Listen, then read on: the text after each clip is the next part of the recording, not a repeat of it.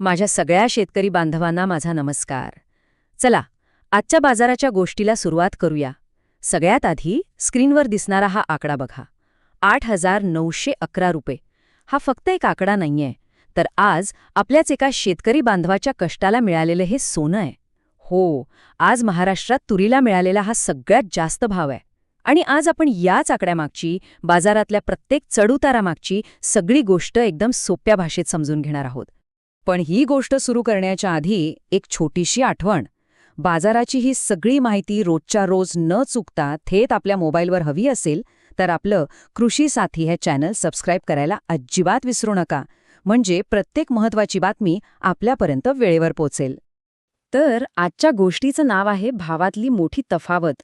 आणि हेच आजचं सगळ्यात मोठं आव्हान आहे, नाही का? आपल्या सगळ्यांच्या मनात गोंधळ उडवणारी हीच गोष्ट आहे की एकाच दिवशी आपल्याच राज्यात एका बाजार समितीत तुरीला अक्षरशः सोन्याचा भाव मिळतोय, तर दुसरीकडे त्याच तुरीला मातीमोल दराने विकावं लागतंय. हा जो जमीन आसमानाचा फरक आहे ना, तोच आज आपल्याला खोलात जाऊन समजून घ्यायचा आहे. आता हे चित्र बघा. हे आपल्या डोळ्यात अंजन घालणारं आहे. एका बाजूला हिंगणघाटमध्ये आपला शेतकरी बांधव 8,911 रुपयांचा भाव मिळाल्याने खुश आहे, तर दुसऱ्या बाजूला आर्वीमध्ये 5,400 रुपयांचा भाव ऐकून त्याच्या काळजात धस्स झालं असेल. म्हणजे विचार करा, फरक जवळजवळ 3,500 रुपयांचा आहे.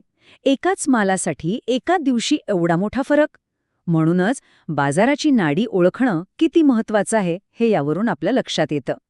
मग आता आपल्या सगळ्यांच्या मनात एकच प्रश्न येतो की आपल्या घामाच्या तुरीला, रक्ताचं पाणी करून पिकवलेल्या मालाला योग्य भाव मिळवायचा तरी कसा? या भावांच्या चक्रव्यूहात आपला माल योग्य ठिकाणी कसा पोचवायचा? चला, आज आपण मिळून याच प्रश्नाचं उत्तर शोधूया.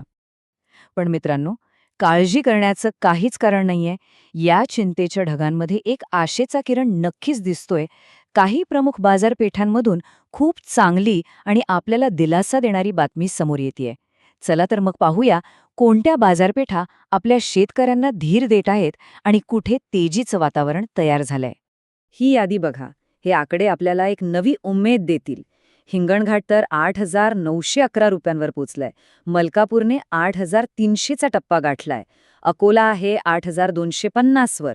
अमरावती आणि लातूरसारख्या मोठ्या बाजारपेठांमध्ये सुद्धा 8,200चा मजबूत भाव मिळालाय.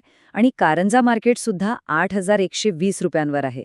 याचा सरळ सरळ अर्थ काय की बाजारात पैसा आहे, फक्त तो योग्य ठिकाणी मिळवणं शक्य आहे. आणि ही फक्त काही ठिकाणी मिळालेली उंच उडी नाहीये. बाजाराचा पायाच मजबूत होतोय असं दिसतंय, कारण सरासरी भाव सुद्धा आता 7,500 ते 8,200 रुपयांच्या मध्ये येऊन स्थिर झालाय.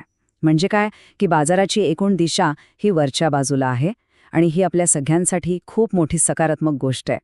आता जरा बाजारातली गर्दी पाहूया. अमरावती आणि हिंगणघाटमध्ये बघा, प्रत्येकी 7,500 क्विंटलपेक्षा जास्त तुरीची आवक झाली आहे. कारंजामध्ये जवळपास 4,500 क्विंटल माल आलाय. याला तुम्ही जत्रेसारखं समजू शकता. जिथे जास्त गर्दी तिथे जास्त व्यवहार होतात आणि तिथेच खऱ्या अर्थाने मागणी किती आहे हे आपल्याला कळतं. म्हणजेच या बाजारपेठांमध्ये सध्या तुरीला चांगली मागणी आहे हे नक्की. तर हे सगळे आकडे आणि बाजारपेठा आपण पाहिल्या, पण या सगळ्याचा आपल्या शेतातल्या तुरीसाठी, आपल्या कष्टासाठी नेमका अर्थ काय आहे?